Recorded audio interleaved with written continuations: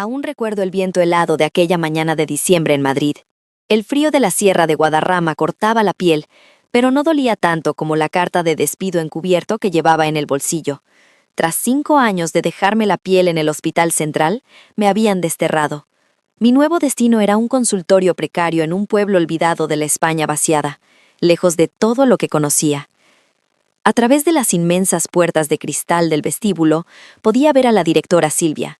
Llevaba su impecable traje de diseño y me observaba marchar con una sonrisa de absoluta satisfacción. Para ella, yo solo era una molestia que por fin había logrado barrer debajo de la alfombra, una simple enfermera que se había atrevido a desafiar sus normas clasistas. Apreté el asa de mi maleta, dispuesta a caminar hacia la estación de Atocha para no volver jamás. Fue entonces cuando escuché su voz. «Elena». Me giré. Era don Alejandro, el anciano indigente que había dormitado en la esquina del hospital durante los últimos 5 inviernos. Pero algo era diferente en él. Su espalda ya no estaba encorvada.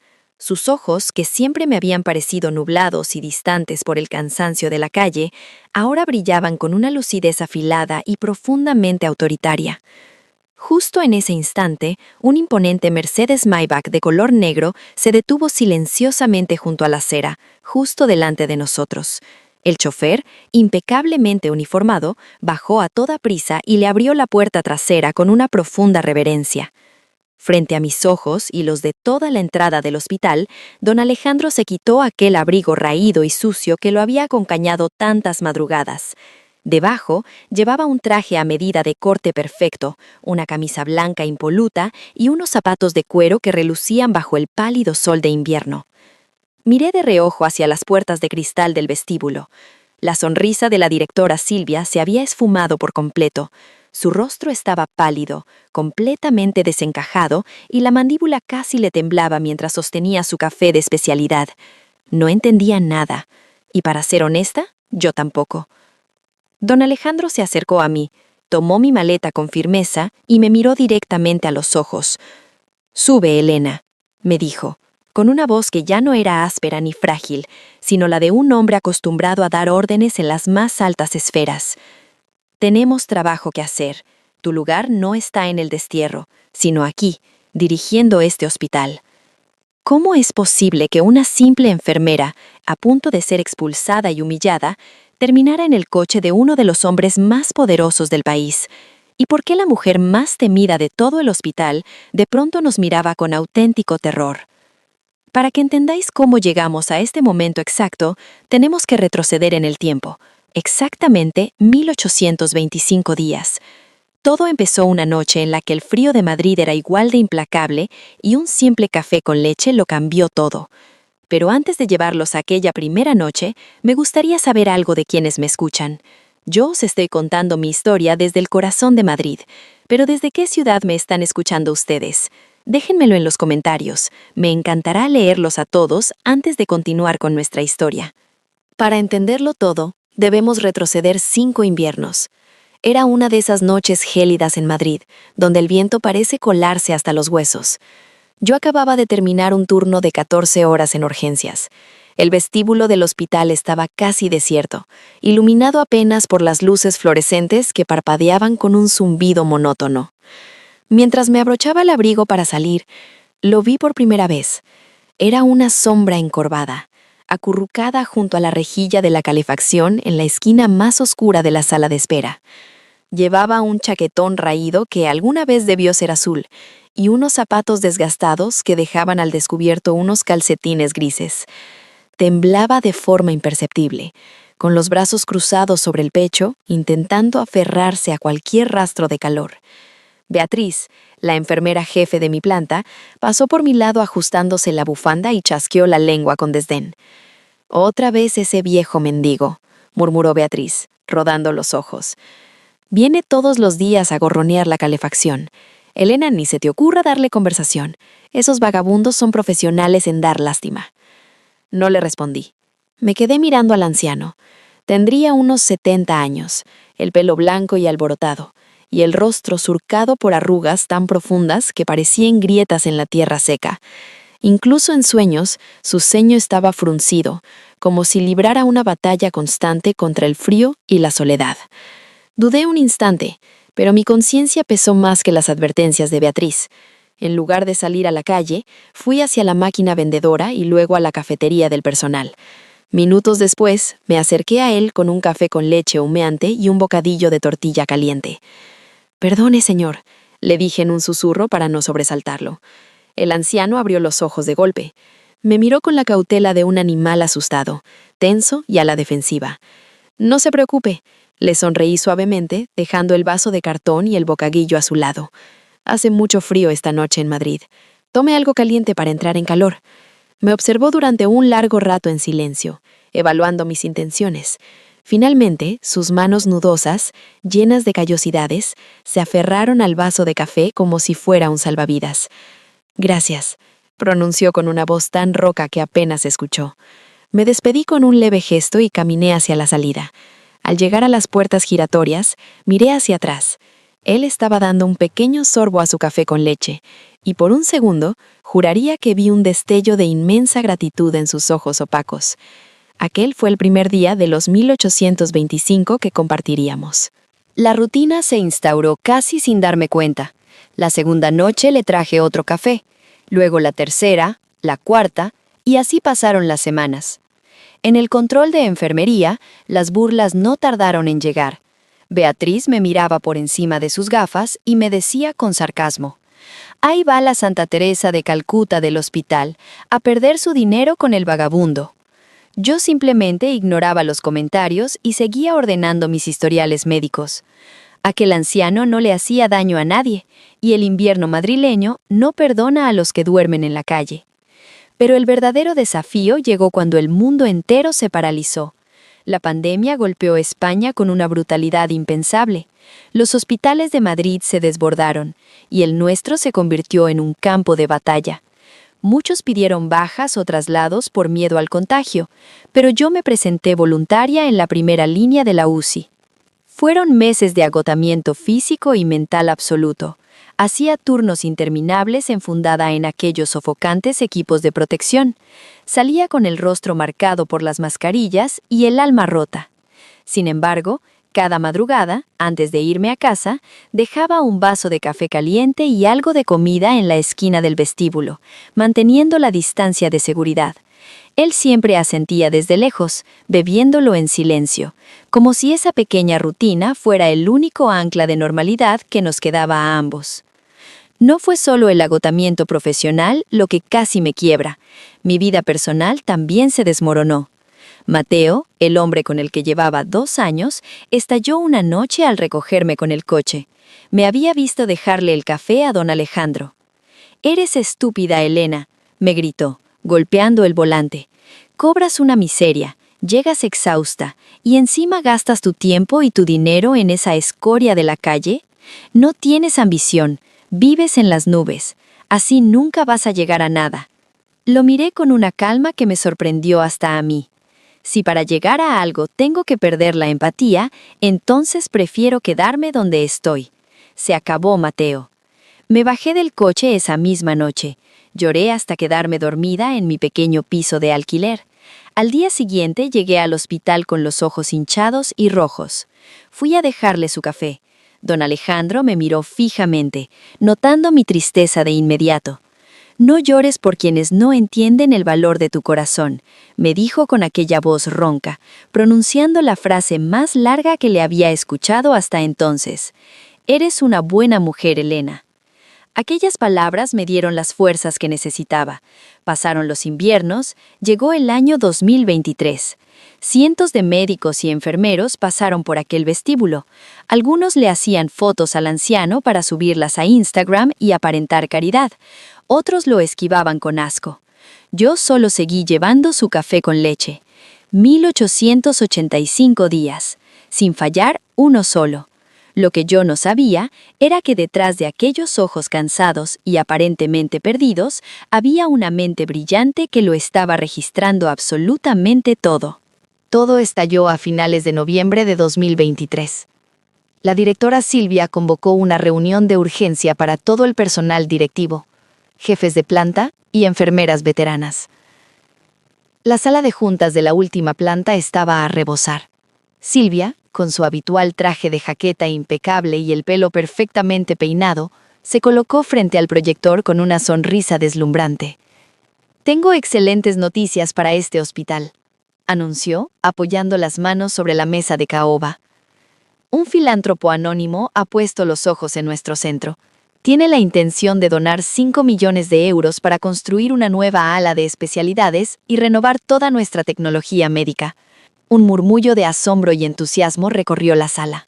5 millones de euros era una cifra astronómica. Significaba ascensos, mejores sueldos y equipos de última generación. Pero, por supuesto, había una condición. Silvia cambió de diapositiva. «El benefactor es muy reservado», continuó, «y vendrá en persona la próxima semana para inspeccionar las instalaciones de incógnito. Los fondos solo se liberarán si nuestra imagen es absolutamente perfecta. Por lo tanto, quiero los sueldos relucientes, los uniformes impecables y sonrisas en todos los rostros». Hizo una pausa dramática y su mirada se endureció al recorrer la sala. «Y eso incluye limpiar el vestíbulo de elementos indeseables. Ese viejo mendigo que lleva años usando nuestra calefacción como si fuera un albergue público, tiene que desaparecer de inmediato. Es sucio, huele mal y daña gravemente nuestra imagen de prestigio. Jefe de seguridad, encárguese de echarlo hoy mismo». Beatriz, la enfermera jefe, asintió enérgicamente desde la primera fila. «No se preocupe, directora», dijo con su tono adulador habitual. «Ya era hora. A veces el personal es demasiado blando y olvida cuáles son las prioridades del hospital». Mientras hablaba, Beatriz giró levemente la cabeza para mirarme de reojo. Sentí un nudo en el estómago. Escuchaba a mis propios compañeros murmurar su aprobación, quejándose de que don Alejandro estropeaba la estética del lugar. 5 millones de euros. Ese era el precio por el que estaban dispuestos a arrojar a un anciano a las gélidas noches de Madrid. Mi corazón latía con fuerza, pero mi mente estaba extrañamente clara. Tomé aire profundamente y levanté la mano. «Directora Silvia», dije, con una voz firme que resonó en el repentino silencio de la sala. «Tengo una objeción». Todas las cabezas se giraron hacia mí. Algunos me miraban con asombro, otros con abierta hostilidad. La sonrisa de Silvia se congeló y sus ojos se volvieron 2 témpanos de hielo. «¿De qué está hablando, Elena?», preguntó la directora, arrastrando cada sílaba. Me puse de pie, sintiendo el peso de decenas de miradas clavadas en mi uniforme. «Hablo de nuestra vocación», respondí con calma. «¿De qué sirve tener un hospital con suelos de mármol y equipos de 5 millones de euros si perdemos nuestra humanidad? Don Alejandro no hace ruido, no molesta a los pacientes, solo busca un poco de calor humano y físico. Si expulsamos a los más vulnerables para aparentar ser un hospital de élite, entonces no merecemos esa donación». El silencio en la sala fue absoluto. Beatriz se puso roja de rabia. «Estás loca, Elena», gritó, olvidando cualquier formalidad. «No puedes poner en riesgo el futuro de todo el personal por un maldito capricho tuyo». Silvia dio un fuerte golpe en la mesa, haciendo tintinar los vasos de agua. «Suficiente», sentenció, con la mandíbula apretada. «Elena, tu falso moralismo me tiene harta. Te doy una última oportunidad. Retira lo que has dicho y obedece mis órdenes o atente a las consecuencias». La miré a los ojos, sin apartar la vista. Cuando me gradué, juré proteger a quienes necesitaran ayuda, sin importar su estatus. No retiraré mis palabras, directora. Silvia soltó una risa amarga y despectiva. «Muy bien, puedes retirarte de esta reunión. Ya no pintas nada aquí». El castigo no se hizo esperar. A la mañana siguiente, el jefe de seguridad se plantó frente a mí con un documento legal elaborado por el departamento jurídico. Era un acuerdo de exención de responsabilidad civil. Básicamente, estipulaba que si el anciano sufría una caída, una enfermedad repentina o causaba algún daño en el recinto, yo asumiría el costo total y la responsabilidad penal. Pretendían asustarme. Pensaron que mi sueldo de enfermera me haría retroceder, pero tomé el bolígrafo y firmé en la línea de puntos sin que me temblara la pulsa. El jefe de seguridad me arrebató el papel, completamente atónito. «Te vas a arrepentir de esto», murmuró antes de irse. Tenía razón en algo. El sistema no perdona la desobediencia. El 5 de diciembre, Recursos Humanos me entregó una notificación oficial. Por problemas de actitud y falta de alineación con los valores corporativos, había sido apartada de mi cargo. Me trasladaban forzosamente a un centro de salud ruinoso en un pueblo remoto a cientos de kilómetros de Madrid, con menos sueldo, sin transporte público y con un ostracismo total por parte de todos los que alguna vez llamé compañeros. Me habían desterrado. Tenía exactamente 3 días para hacer las maletas y despedirme de todo. El viernes llegó demasiado rápido. Era mi último turno de noche en el Hospital Central. El ambiente en el control de enfermería era asfixiante. Mis compañeras apartaban la mirada cuando pasaba a su lado, algunas por vergüenza, otras simplemente por no querer contagiarse de mi desgracia. Solo Lucía, una joven enfermera en prácticas, se acercó a mí con los ojos llorosos sobre las 10 de la noche. «Elena, ¿de verdad te vas?», me preguntó con un hilo de voz. «No has hecho nada malo. No es justo que te envíen a ese pueblo perdido». Le acaricié el hombro y le sonreí con suavidad. «Lucía, lo más importante en esta profesión no es el prestigio, sino poder dormir con la conciencia tranquila. Nunca pierdas eso». A las 11 de la noche me quité el uniforme por última vez.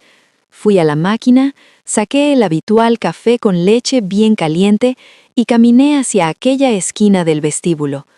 Don Alejandro estaba allí, como siempre, acurrucado junto a la rejilla.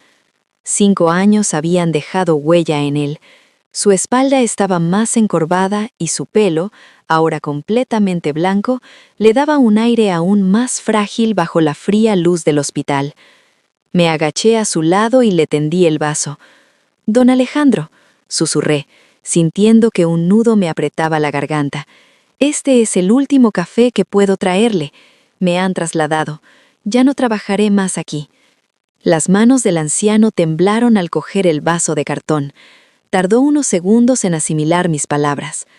«¿A dónde te envían?», preguntó, con esa voz áspera que parecía rasparle la garganta.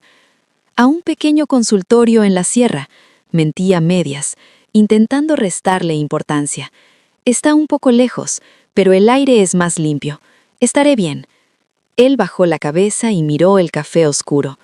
En el silencio del inmenso vestíbulo vi claramente cómo una lágrima solitaria, densa y opaca, resbalaba por sus mejillas curtidas y caía sobre sus manos.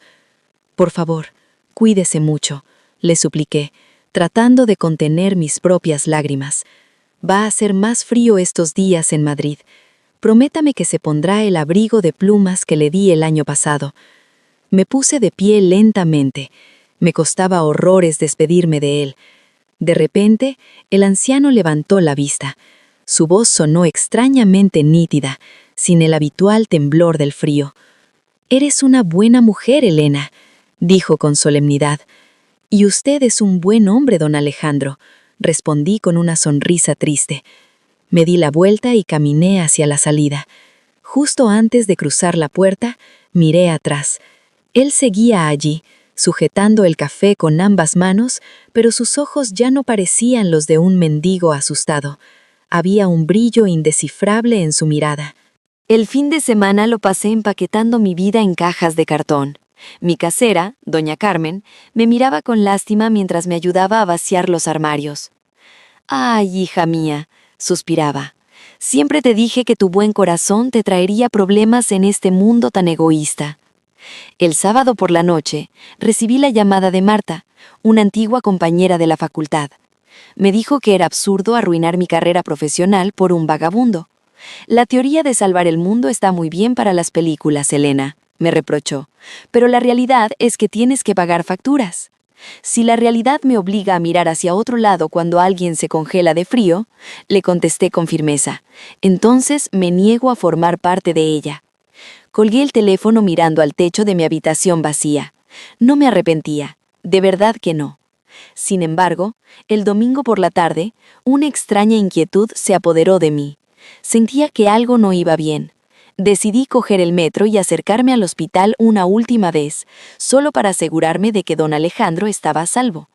Cuando llegué, mi corazón dio un vuelco. El vestíbulo estaba lleno de andamios y plásticos de obra. Habían cerrado la esquina donde él solía dormir con una cinta amarilla que prohibía el paso. Corrí hacia el guardia de seguridad de la entrada. «¿Dónde está el anciano?», le pregunté, casi sin aliento. El guardia se encogió de hombros, ajustándose el cinturón.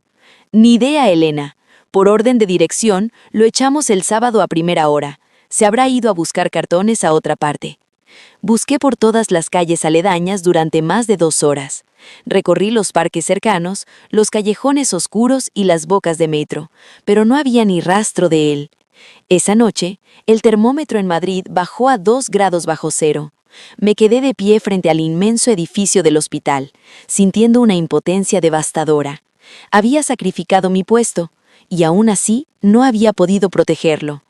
La mañana del lunes amaneció fría y pálida. Fui al Departamento de Recursos Humanos a firmar mi liquidación y mi carta de traslado. El trámite fue frío, rápido y burocrático. A las 9 en punto, salí por las puertas de cristal del Hospital Central, arrastrando mi pequeña maleta.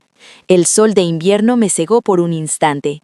Cerré los ojos, respiré hondo el aire helado y me preparé para caminar hacia la estación de tren y comenzar mi exilio.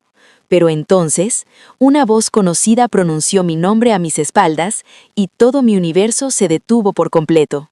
Elena. Escuchar mi nombre con aquella voz ronca pero extrañamente firme me heló la sangre. Me giré despacio, con la maleta aún sujeta fuertemente en mi mano derecha. Y allí estaba él. Como os adelanté al principio de esta historia, el imponente Mercedes Maybach negro ya estaba aparcado frente a nosotros. Don Alejandro se despojó de aquel abrigo andrajoso con la ayuda del chofer. Debajo de las capas de miseria, emergía un hombre vestido con un traje de sastre gris marengo que irradiaba poder y elegancia. Mi mente se quedó en blanco. Miré hacia la entrada del hospital y vi a la directora Silvia, paralizada, con los ojos desorbitados y la boca entreabierta. Su café de especialidad se le había resbalado de las manos, derramándose sobre sus zapatos de diseño sin que ella siquiera parpadeara. Don Alejandro sacó un pañuelo de seda del bolsillo de su americana y se limpió el rostro, retirando los restos de suciedad que había usado como camuflaje durante 5 inviernos. Luego, sacó una carpeta de cuero de su maletín y me la tendió. «Ábrela, Elena», me pidió con un tono suave, casi paternal. Mis manos temblaban tanto que apenas podía sostener el cartapacio. Al abrirlo, lo primero que vi fue una fotografía antigua, descolorida por el tiempo, fechada a finales de los años 80. En la imagen, un joven médico posaba con orgullo frente a un modesto dispensario de ladrillo en Madrid. En el letrero se leía el nombre de lo que más tarde se convertiría en este enorme complejo médico. Los rasgos de aquel joven eran inconfundibles. Era él. Debajo de la foto había un documento oficial del Registro Mercantil y del Ministerio de Sanidad. Decía claramente: fundador y accionista mayoritario del Hospital Central, don Alejandro Montenegro. Junto a ese papel, el certificado de su jubilación voluntaria, fechado en diciembre de 2018. Mi cabeza empezó a dar vueltas. «No es posible», murmuré, sintiendo que me faltaba el aire. «Diciembre de 2018. Fue el mes en que usted apareció por primera vez en el vestíbulo». Don Alejandro asintió lentamente, mirando con melancolía la imponente fachada del hospital. «Hace 40 años levanté este lugar para curar a los enfermos que no tenían recursos», dijo, con la voz cargada de recuerdos. «Pero el hospital creció. Llegaron los inversores, las juntas directivas, las cuotas de rentabilidad. Cuando llegó el momento de jubilarme, el consejo me exigió nombrar a un sucesor. Querían a alguien implacable, alguien como Silvia, que convirtiera mi hospital en una máquina de hacer dinero». Don Alejandro se giró hacia mí, con los ojos fijos en los míos. «Me negaba a entregar la obra de mi vida a gestores sin alma», confesó. «Necesitaba encontrar a alguien que aún conservara la vocación original de la medicina, alguien que no mirara la cuenta corriente del paciente, sino su sufrimiento. Así que decidí fingir ser la persona más invisible e indeseable de Madrid, un anciano indigente. Del bolsillo interior de su americana sacó una pequeña libreta de cuero, muy desgastada por el uso. Me la entregó abierta. Las páginas estaban repletas de nombres, fechas y anotaciones con una caligrafía impecable. Durante 5 años he visto pasar a cientos de profesionales por ese vestíbulo. Continuó y su tono se volvió más duro. He anotado cada vez que Beatriz me miraba con asco y ordenaba a seguridad que me echara a la calle. He registrado a los médicos que me utilizaban para subir fotos a sus redes sociales con discursos hipócritas.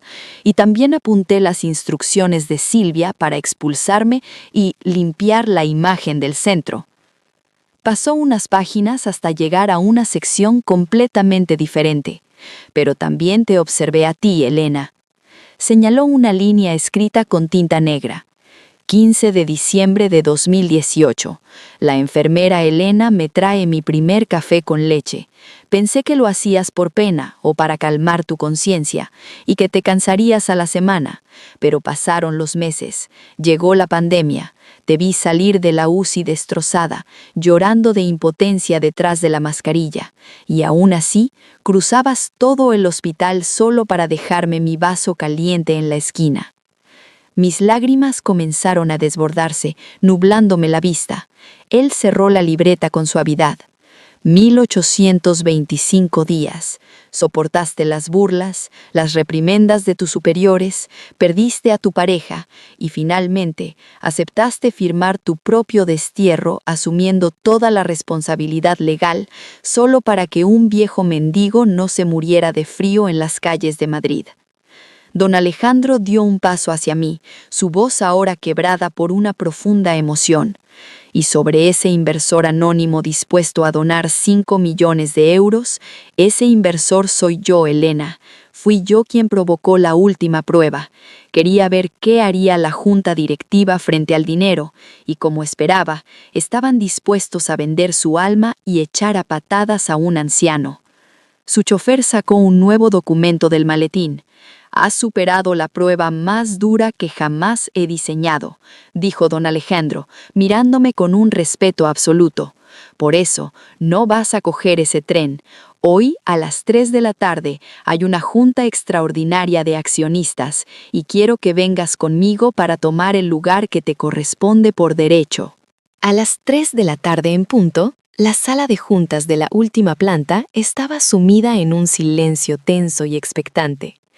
La directora Silvia había repasado cada detalle, las tazas de porcelana alineadas, las carpetas con el logotipo del hospital y el proyector listo para deslumbrar al inversor anónimo de los 5 millones de euros.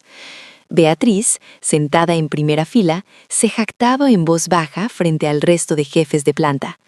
«Por suerte echamos a ese viejo andrajoso a tiempo», susurraba con una sonrisa arrogante. «Imagínate qué vergüenza si el filántropo lo hubiera visto. Y esa enfermerucha, Elena, ya debe de ir de camino a su miserable pueblo». Justo en ese instante, las pesadas puertas dobles de roble se abrieron de par en par.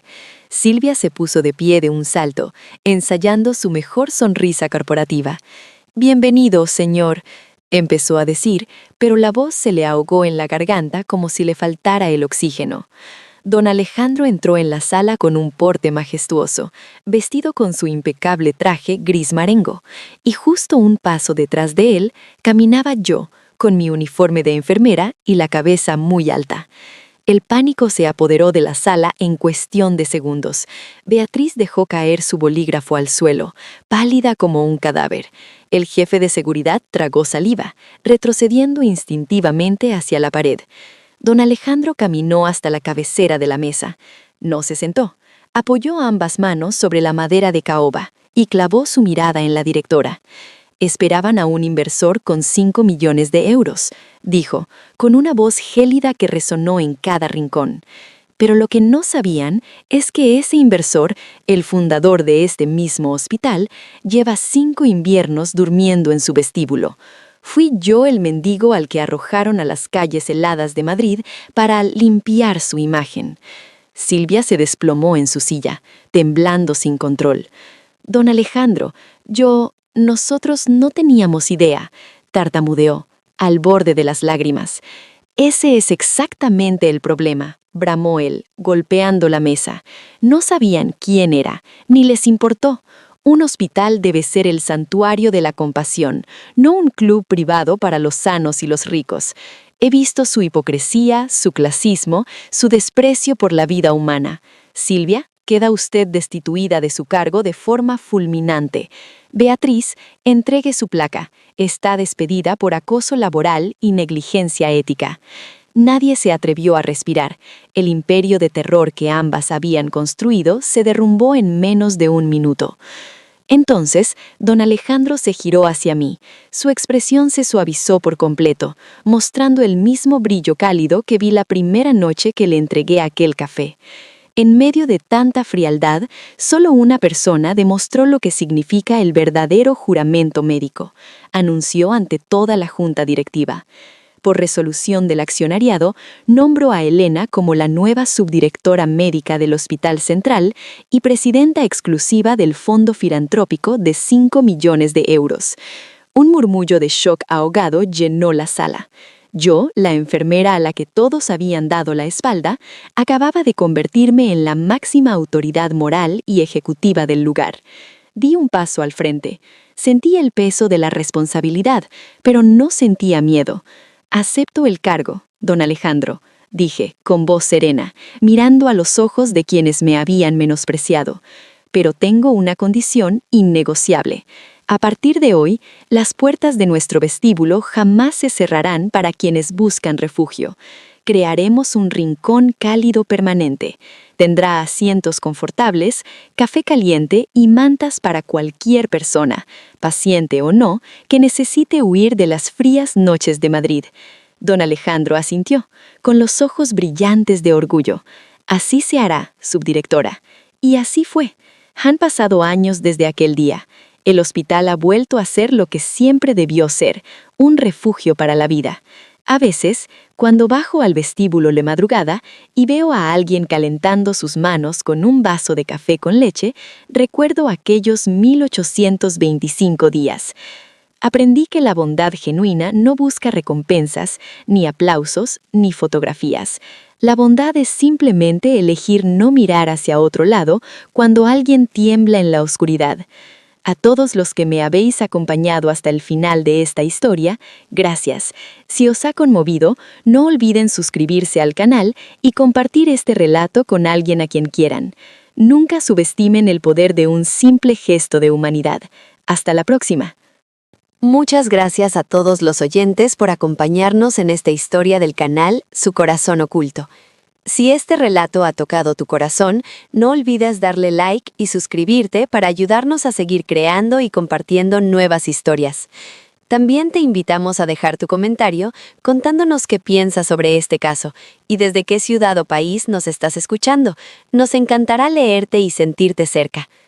Queremos recordarte que todo el contenido, los personajes, las imágenes y la voz de este video son ficticios y han sido creados con el apoyo de inteligencia artificial durante el proceso de producción. Gracias de corazón por estar aquí con nosotros y hasta la próxima historia.